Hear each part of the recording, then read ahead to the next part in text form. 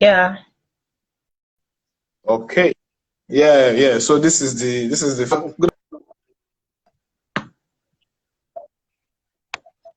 can you hear me? Yeah, good afternoon. Yeah, good afternoon. It's nice to see you here. Okay, people are joining us. Yeah, thank How are you. you doing? How is the Just how is the weather over there? well, we can't complain. It's pretty cold. Oh yeah, yeah. Yeah. It's okay. It's okay.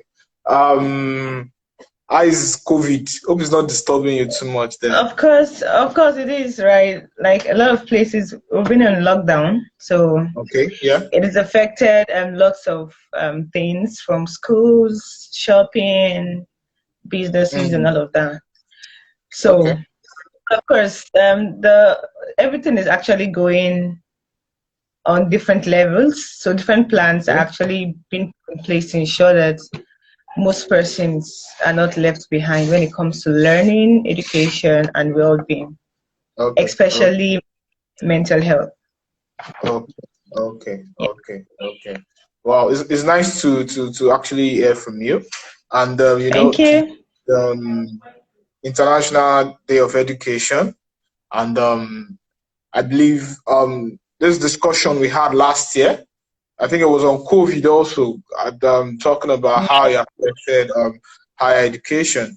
So I also feel like it's something we can pick up from that, and also have a better conversation.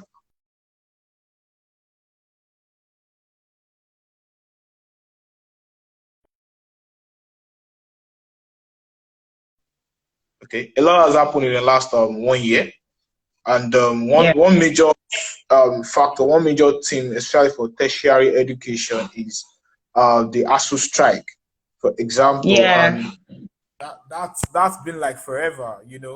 I remember when I was younger, very very young, maybe like 6, 7. I've been hearing about ASUU strike, and even till now, went to the university. I'm working, and still you are still hearing ASUU strike. So it's a big scar on our skin that we must begin to look at. I think for us, edu planners, for example, our hands are full with basic education itself. So to actually delve into my one of my mentors will say the professors, to actually have that conversation with them, we need to be better prepared. But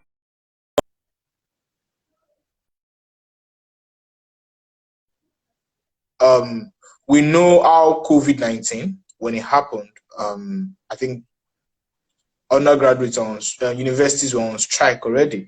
So, and that just kind of like come in the middle of it, and there was not even a foresight into when schools were going to resume. So you look at it from that angle, and you say, well, what can we do better? COVID, then ASU strike. So I just want to have your take on, um, let's talk about the ASU strike itself first. What are the big issues here? What do you think are things that are contributing to the consistent ASU strike like every year? All right. Thank you so much. Yeah.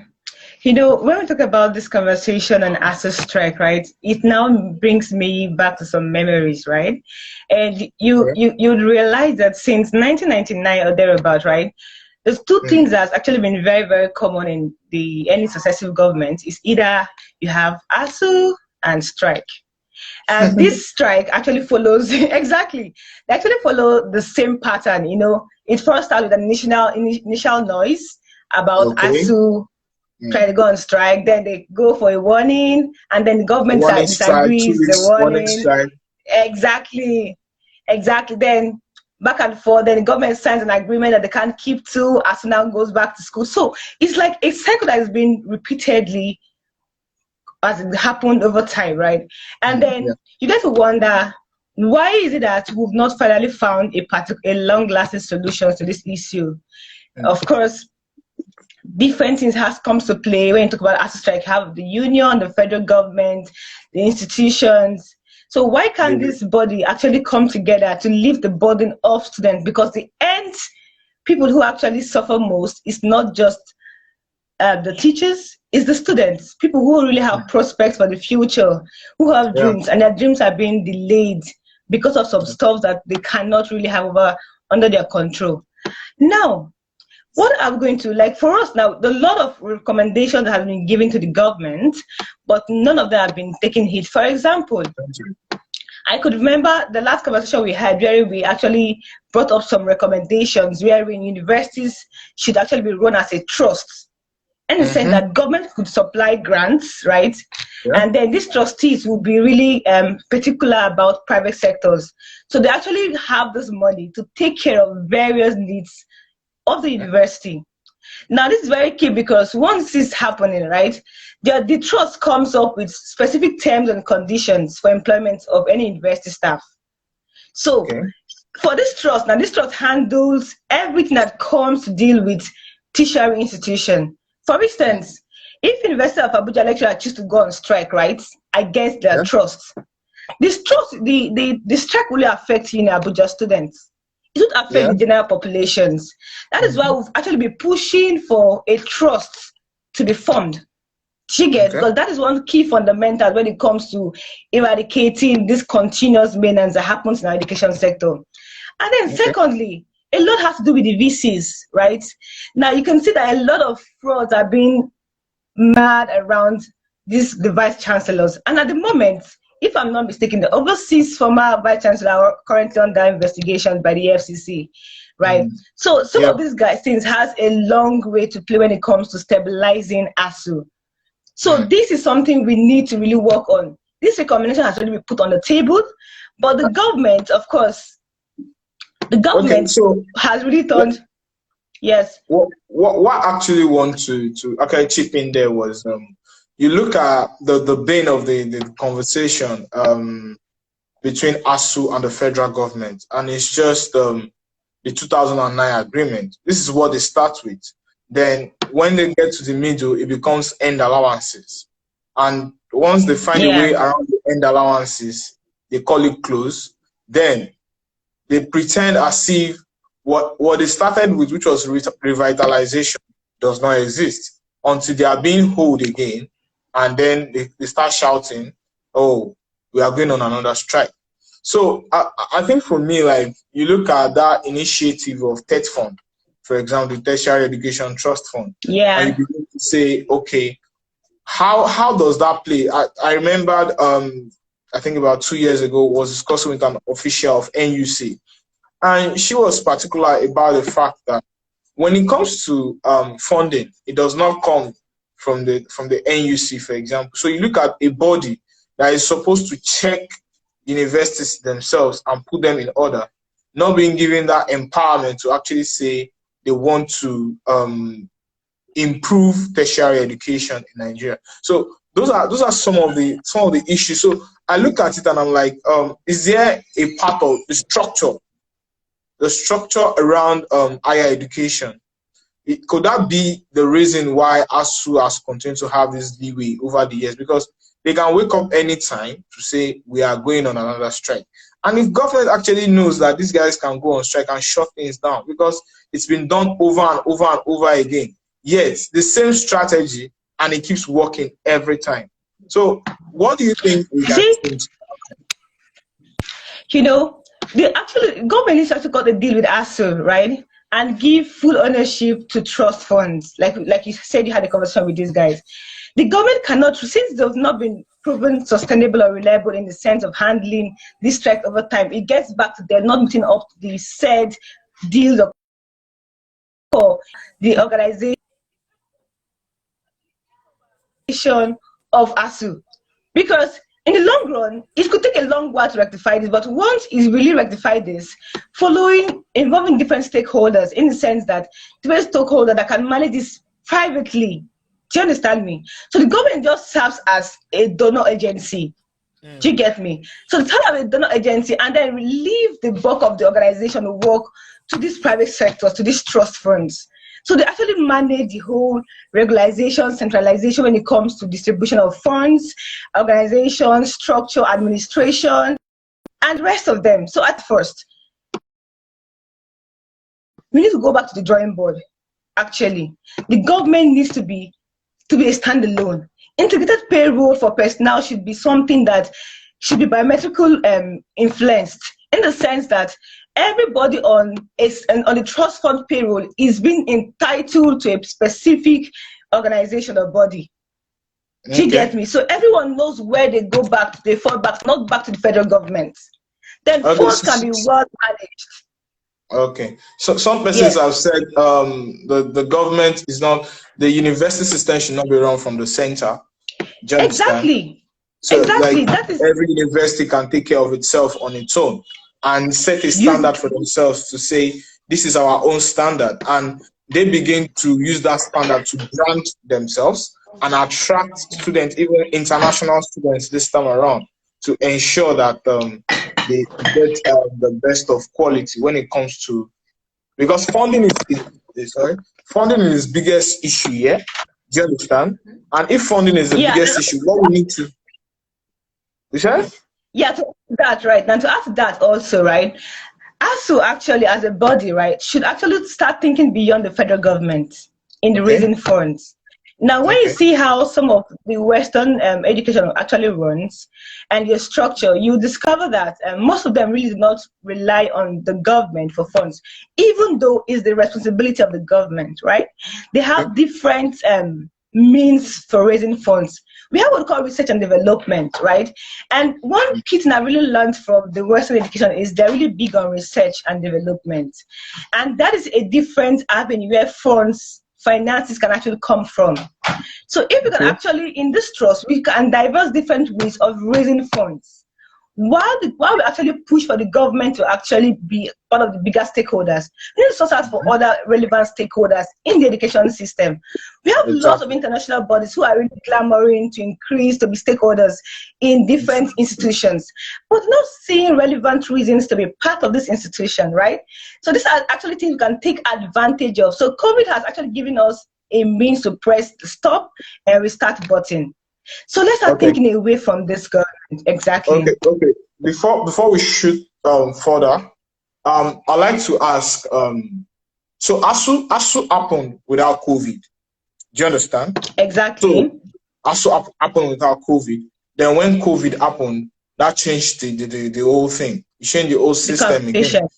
Yeah, because what I realized that COVID has done is that it has shown the shortfall of humanity. It has shown us some of those gaps in our society in terms of healthcare, in terms of food, in terms of welfare, instead of social amenities. So when you look at the tertiary education in Nigeria, how has COVID actually exposed the gaps in this system, for example? Well, when I get questions like this, I tell persons that the gaps are already there. Do you understand me? The gaps are already there. Do you get? So COVID was just COVID was an enabler. Do you get? So it's more like a soft spot for we to just fall on and blame everything on COVID. Sorry.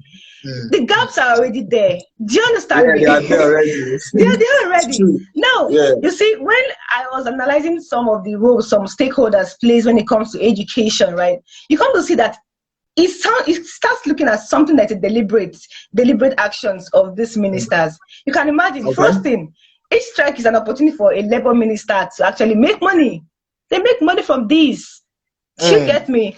And then once they actually, this acting is something that is premeditated on. Secondly, now, they try to look for ways to make sure, to see that, okay, fine, in the favor of the students, they want things to work out with the government, and then, so they can actually go back to get the accolades that comes.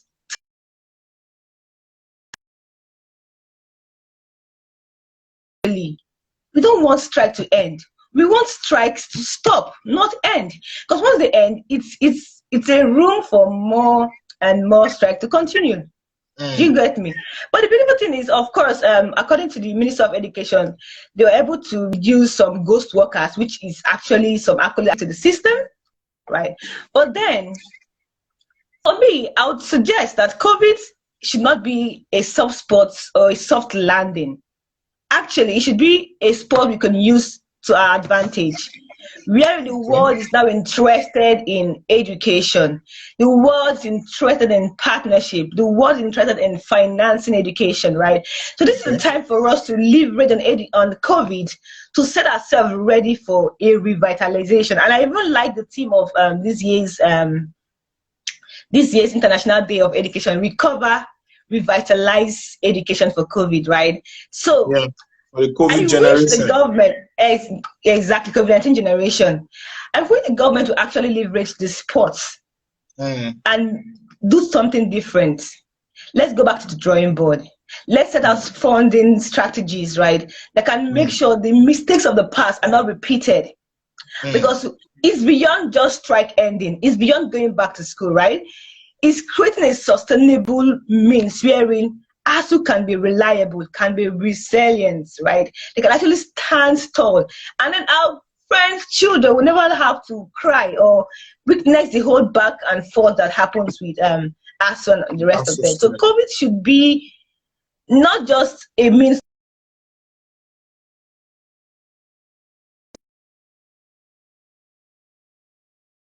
can be introduced to end this maintenance. It needs to end. It actually needs to end. We can't Yeah. continue doing one thing. You've actually raised salient points when you talked about they make money from this whole process, and Yes. it's so sad. It's so sad. Yeah, those are some of these issues that they try to pepper around to not address. But one thing that I, for one, as an advocate in the education space, is education cannot exist in a vacuum. Do you understand? True. There should True. be there should be an input to education. Education should also serve as an input to some other sector. Do you understand? So that this connection is what we try to build. So, what's the cost of the ASUU strike? How much did Nigeria lose when students were at home for almost 1 year now? I think like 10 months they've been Yeah. at home. So, how much has Nigeria lost for students being at home for 10 months? When we begin to look at things like that, how much human capital have we lost? Do you understand? Then we can't help ourselves more to actually understand the gravity of ASUU strike. Then COVID happened and we just could not survive. And now, I think that takes me to you want to say something? Yeah, so that's where also the place of accountability plays a very key role. When we Okay. talk about accountability, it's more sound like a cliche word right now. We are Yeah. in everyone is talking about accountability, but the problem is we should go beyond just the word accountability, the mere word accountability, and go into the nitty-gritty that comes to accountability, because a lot depends on accountability. It talks about strong institutions, right? So Mhm. if we have if we do not really have frameworks wherein different stakeholders can be held accountable, right? Mm. Different metrics for evaluation, we can't actually see the problem. We keep on putting numbers that we're not really sure about, because we just feel, okay, this is just an estimate of what's happening, but that is not what's really happening, because they're not really being accounted for. No structures to even make these things accountable. How well is ASU being held accountable? How well are the VCs being held accountable? How well is the union being held accountable, right? What are the metrics we're using to hold them accountable? So these are Exactly. the things we need to really set out straight. We need Mm. to bring them forward first to the drawing board. Then when we bring all this to the drawing board, it helps us with evaluation. Now, we can't be talking about ASU strike when we've not actually drawn a proper evaluation plan for ASU. Mm. Exactly. We're just Exactly. ranting. This is all about ranting, and we should not be ranting. We need proper evaluation plan to start taking place. Yeah, I think yeah. So my thinking is this, right? You look at the way the system is structured, and the Yeah, first thing about power is funding. And true. when you see a ministry like the Ministry of Education, for example, how is the funding structured? Those are some of those important questions that we need to, and I like the fact that you talked about accountability. Accountability is not just about funding. And No. one of those things that, Competency. yeah, Content is also part of it. one of those things we are doing this year, for example, maybe say March, April, that we'll be starting is to start looking at the action plan itself. The action plan will contain Beautiful. the activities, the costs, the targets. So you have a target, you have a benchmark of, okay, so percentage must be achieved to achieve so thing. So if you say something like, oh, the carrying capacity of universities, for example, is 30%. How do we increase it to 50% in 5 years? What are the benchmark that we want to use? So it's not even about, it's far from money. It's about competency, it's about quality, it's about enrollment. Those are the important things that we need to have. So talk about indicators. People said our indicators. The KPI. Exactly. So one of those things that we need to drive the conversation. I had a meeting last year with a government official, and at that meeting, he said something, and I was sad in my heart. He said, what you need to do as an organization is that you should be monitoring projects. So it dawned on me that these guys have reduced CSOs to monitoring projects. And yeah, just look at projects all the time. So of recent, I saw an organization that did an action plan, and I looked at that plan again, and I'm like, wait, this is not an action plan. This is an incomplete information. So exactly, you look at when you're in the land of the blind, or the land of the blind, a one-eyed man is the king, and that is what I see here. So people don't even know what to monitor, and when you don't know what to monitor, you begin to just like you said now, rant. And we need to stop ranting. I think for us, Edu Planner. Yeah. For us, our Edu Planner, for example, is about standards. What's the standard for funding? What's the standard for school facilities? What's the standard for your action plan? Those are the things that we want to talk about. So if the standard is being met, then you then look at, is this standard even okay at the first instance? Do you understand now? So we begin to have this conversation. It's something that we'll have to continue with. And so to add to that, sorry, when it comes to ASUU strike, like, it's really takes my mind. Like, I keep on thinking on different things. Yeah. So to add to that, right? No, when we talk about issues, right, the first place our mind gets to is funding. Why funding can never be emphasized, because it's actually the bedrock of success when it comes to it's a power play, you know. Exactly. But then I think we need to, like I said initially, we need to start thinking out of the box, rather, or if there's no box, do you get, and start thinking of alternative ways. So are we to employ the aids of international funding organizations? So what do we do? How do we enhance our research model? Do you understand me? Now, how do we make sure our data are correct? Now, I think the data we're currently working on is the what's the dates for the last conducted census. We don't have current data bank that can actually enable funders to actually look back and say, fine, this is things we're really looking out for, what to fund in these organizations and thereabouts. We don't have the data currently ready that funders can make informed decisions with. So that's one we actually need to address when it comes. I work with data a lot. I work with I work with like some different organizations when it comes to education data. And one thing that you look at is there are 3 types of data.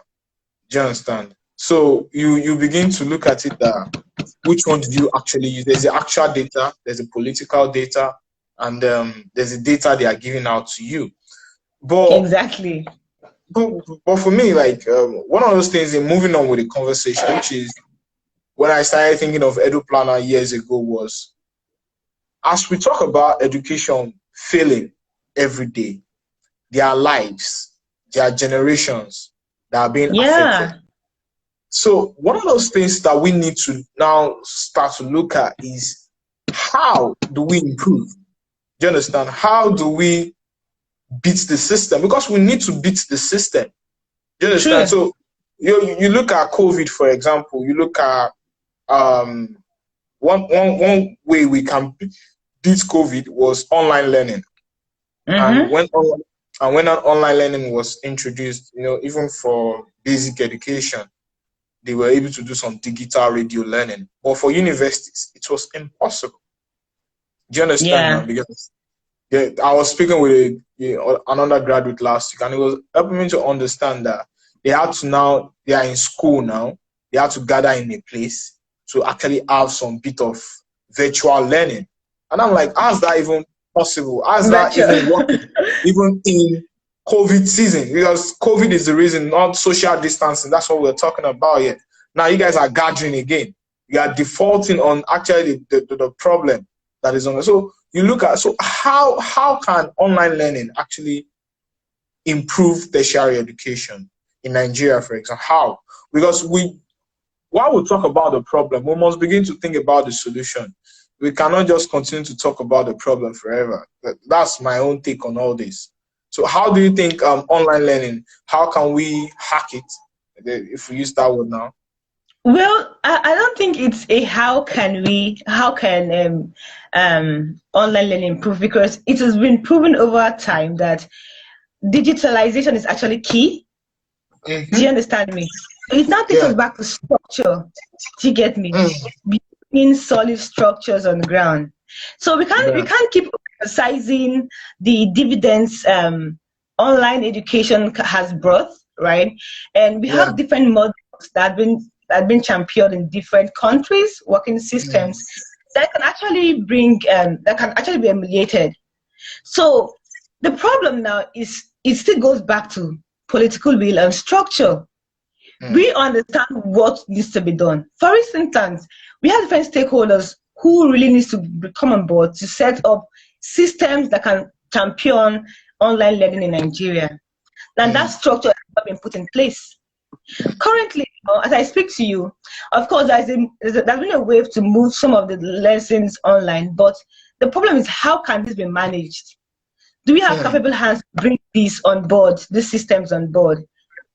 Our ICT sectors currently in universities now, someone reached out to me now and he was complaining that his school fees that he paid online was not recorded, so he has to repay his school fees. Wow. So it still boils down to structure. So you can imagine this guy is trying to graduate, right? And he's happy that he's paid all his school fees, and then this young man is now being told that, hey, we can't see your school fees. Wow. Wow. So if we've not been able to tackle some of the bits when it comes to technology, no, exactly. So we need to start encouraging innovations in these regards. So it now makes me question, what is the Institute of Technology doing? What are they doing currently? Because these are projects that need to be carried on before now. Okay. Let me chip in something here. So last week, I think it was last week, if not, or 2 weeks ago, I joined the budget presentation for 2021. And in that budget presentation, someone raised a question about what is the federal government doing about technology in Nigeria? How are they investing to improve the technology space? And the only question they had was that, they are funding the Institute of Technology, they are trying to see how they can improve their operation. And I'm like, how is the operation of an institute improving technology in Nigeria? Now we have lots of youth who has come up with sustainable solutions when it comes to bridging the gap in technology, right? Yeah. And how are these youth being encouraged to come up with these innovations? Now these youth end up giving out these solutions to other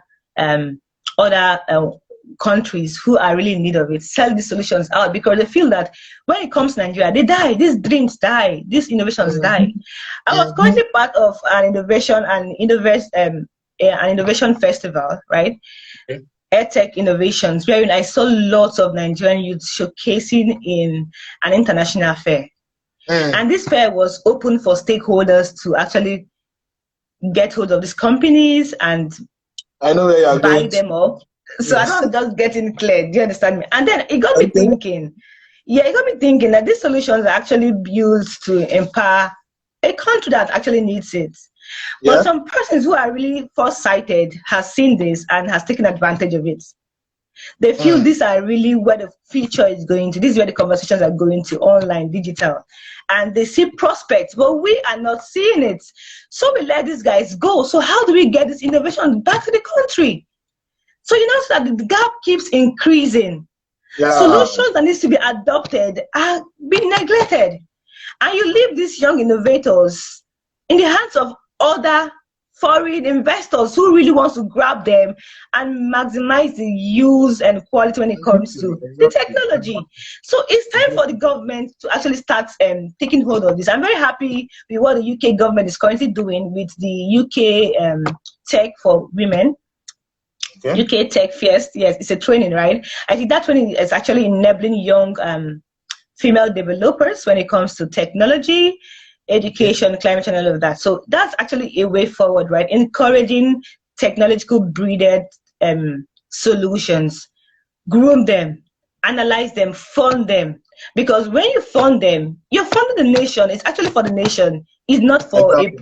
privatized gain. It's for the Mm-hmm. economic growth. So Mm-hmm. these are things we need to, so hubs actually should be really open to welcome these guys, bring them in, Like hubs in the absorb. universities also.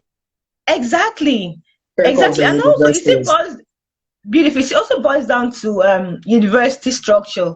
We need to start coming up with real life scenarios wherein real solutions, wherein students can actually build real-time solutions, not abstract Exactly. solutions. Tell you um You, you use know, this. No, education is meant to solve a society's problem. That's actually what education is about. And exactly. when you go to different countries, you see their education is actually trying to solve a challenge at that time. But when you come to Nigeria, you hear about Boko Haram, you hear about outbreak of cholera and the whatnot. But you don't hear universities saying this is the solution of what you're supposed to do Solutions. now. They keep on Do you saying the understand? theory. So This is what the yes, research says. So it's a big challenge because, and it comes back to funding. So imagine you are pouring, okay, maybe this year they want to pour like 1.1 trillion into the education sector. What's the return on investment on that money? Do you understand? Because when you are putting it into labs, it's meant to then solve a problem in the solution that can then say, oh, when we invested 1.1 trillion, we got 2 trillion back in terms of beautiful. the return on investment. So those are ways that, so this abstract sort of teaching, it's not helping the student because people graduate today in Nigeria and it's like they are starting from square one. That's the truth. Yeah, exactly. When I came to the UK and I said my postgraduate in social and public policy, right? And Okay. if I even come to that, you can even see the vaccines that the University of Oxford is actually championing.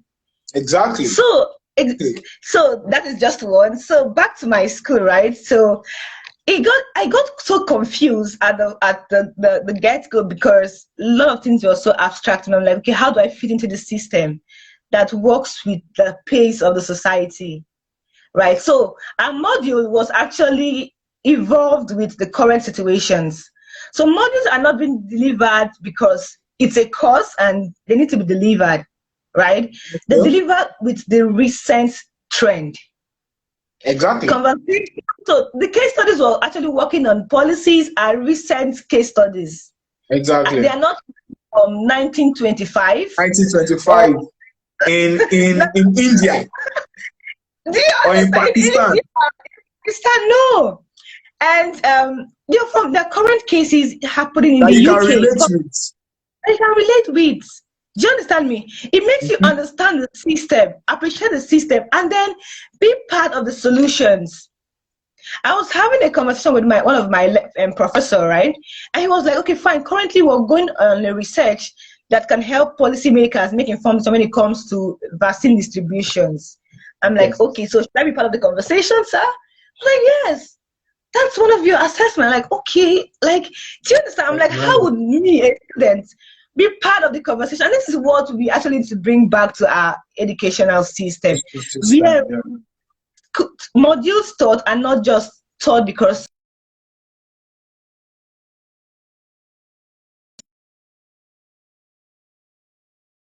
real-time solutions, not just abstract solutions, real-time solutions that would fight or like going to create long-term dividends in the education sector. Okay. Let me shoot like this. So two things. Yeah. I just want 2 points from you now. All right. How do we mitigate the challenges in the tertiary education? How do we mitigate it? All right. So of course, first we need to start having stronger connections across the educational system and engage all stakeholders. Okay. First, we need to engage all stakeholders, and they need to understand what they are bringing to the table. This needs to be a very clear ask. One, yes, it should be a very clear ask. That is where we need to start from. So we are not enemies. No, we are not. We are not. We are not. Secondly, funding to schools, right? Working with let's say the private communities. That's when it comes to tertiary educations. Should actually meet targeted solutions. Okay. When it comes to technology development, yes. And target. So that you said I should say it, but let me just say the last one, the third one is we must start channeling punitive high-stake accountability system. Come again? Yeah, I say we must start to change our punitive high-stake accountability systems. Yes, this needs to be to actually curb instability in the sector. That needs to be handled, yes, because and also we can also come up with incentives that can actually lead persons or lead different stakeholders to help them become accountable, self-accountable, self before system accountable. So we have different types of accountability, right, in building high-stake accountability system. So here we first validate the self, then the system. When each stakeholders, each individuals in the system understand that they're first self-accountable, and then the second phase is having the system level of accountability. It actually plays a long role in curbing this menace when it comes to education. Powerful on the. We just need to, one of those things we need to do is to get better. Do you understand? Yes. To see how we can take baby steps. Because I believe more in baby steps. It's not about doing big things. It's about doing the small things very well and moving gradually over time. Do you understand? Like, there's no university in Nigeria that is talking about vaccines. And it's something that is sad. A whole nation. We are waiting for the WHO to send vaccine in 2021. And we have like, when you're focusing on the shortcomings, it drives you crazy. But then it leaves you perplexed. It leaves you perplexed about how do we move from here. And but the one thing for me is, I believe we are young and we're having this conversation, and that means that we are imputing ourselves to this thing. And in time to come, when we get to the system, we can look at what are those little things we can change to actually implement some of these things that we are discussing today. Because one of the reasons why this has become cumbersome is that over time, generations come, generations go, and we don't make those little changes. And it has now become overwhelming that we don't even know where to start from again.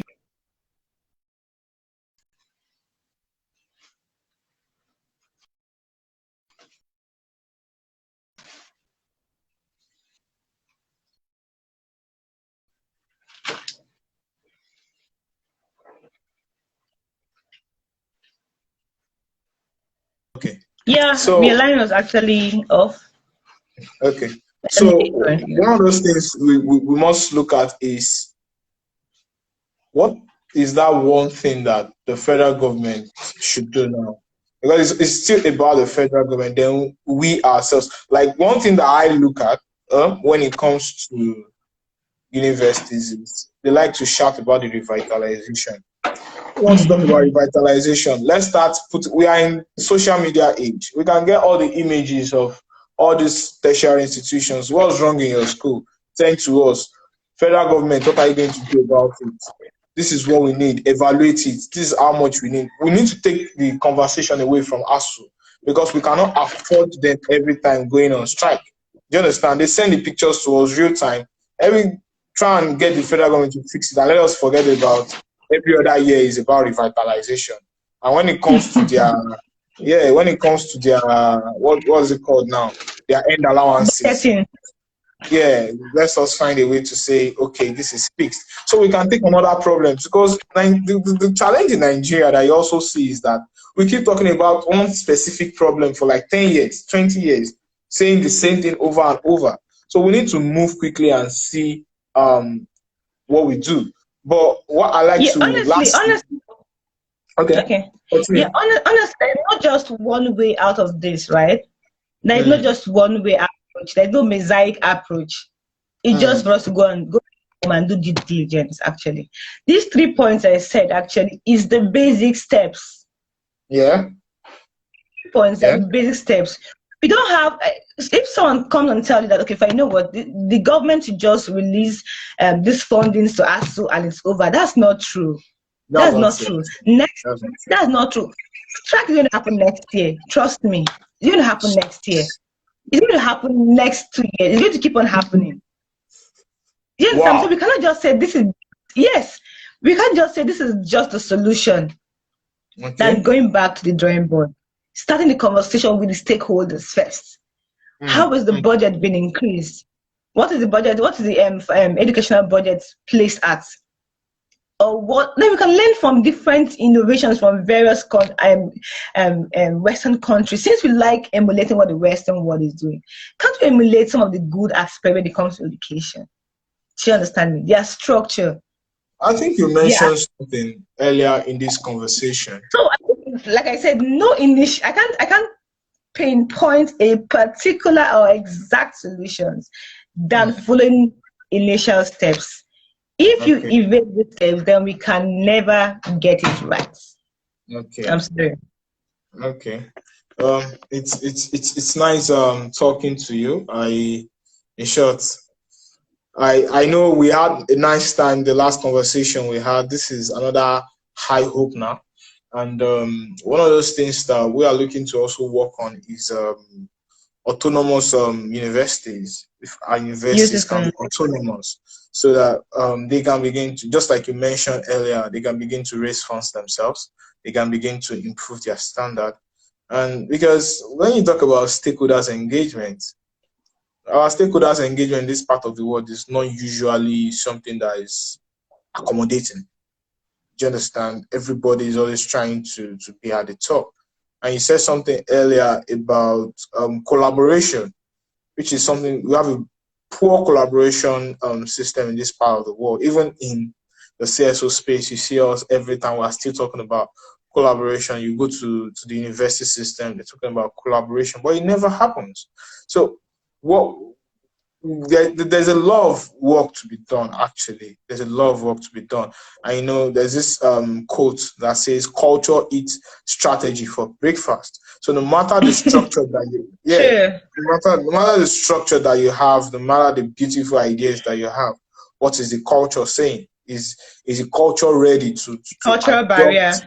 Yeah, to adopt whatever you're bringing in, which is a big challenge in this part of the world. But I believe in one thing, that so far we do not stop, so far we keep on with this conversation, then we will get solutions over time. Well, something that has been on my mind just came now is how you said they make money from this strike. That's true.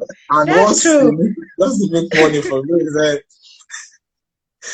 that is true. Every minister was about to tell you that, during my tenure, when I was a minister, I actually ended strike. I actually was part of the conversations. While do they understand what these conversations are? Do they even understand what these negotiations are? Do you understand me? So it's actually there's a lot of dirty shit that goes behind what we see in quote as strike. Why would you be asking yourself, why is that you keep on seeing strike and they follow the same pattern? The same pattern over time. It should be a money making venture, no doubts. Wow. Okay. Yes. Okay. I I hope think I'm not going to be heavy for that. don't worry, you're safe. You're safe. I'm safe, right? Um, It's a safe space. yeah, but one thing we would do, we've got a continuing conversation. That's what I believe. And maybe we need to now show them why they don't need to make money from me anymore, because it's not good for everybody, even for the because it destabilizes the system and curriculum implementation is just poor. That's just Uh, it. So, but it's nice talking to you today again, Precious. Thank you. And I also recommend that the outputs from this conversation should be actually made public, right? okay, To actually okay, send them to various stakeholders so they understand that the youth actually engaging in topics like this, right? okay. This is We'll, what we'll do that. youth in. We'll do So that. We'll do that. also Because can't exactly I think we'll continue the conversation beyond here. true. Even if we don't say it quickly, we can put something together and share with Yeah, the rest stakeholders, the SUBEBs, the State Ministry of Education, UBEC officials, um, Ministry of Education officials. Then we'll try and go to the university. They don't like our faces, or we just have to go. I know, right? We just have to go to them and tell them Yeah, we this have is the thing to. to do. This is the thing to do. We So, know. We know. yeah, this is the thing to do, and I believe when there is that dragging between the two bodies, the citizens and the government, that's the universities this time around, we Yeah, begin to see that at least little changes begins to happen, and that should be our goal on the long run. It's nice having you true. here on the International Thank you. Education Day. Um, Thank you thank you, so. Precious Ebere. Um, Yeah, don't worry, I'll come and join you in the UK very soon. you're welcome. Yeah. Okay. All right. Go take care of yourself. Yeah. Thank Bye. you very much. Bye. Yeah. Mhm. Okay.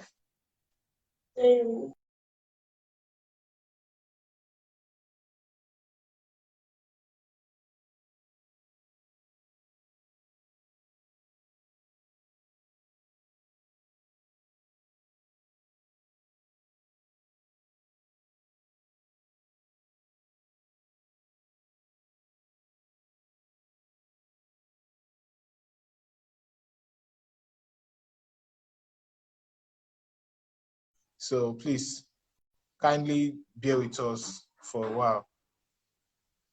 Kindly bear with us for a while. Larry is going to join us very soon.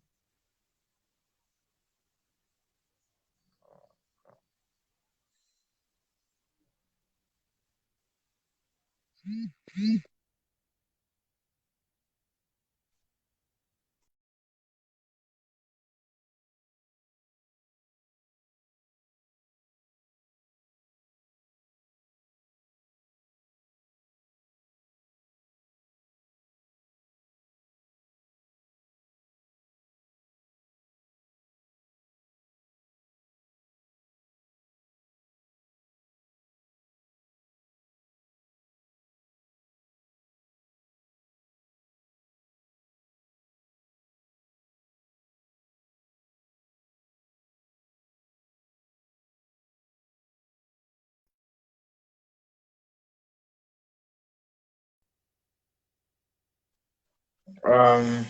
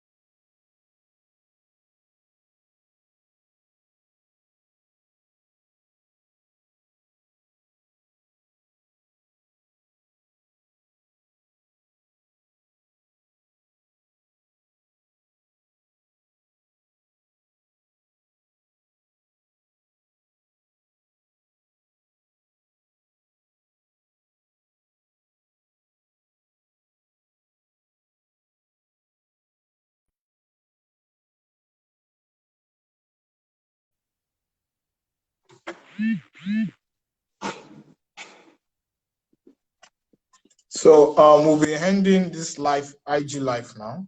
We're coming back in 1 hour for our next guest, Larry.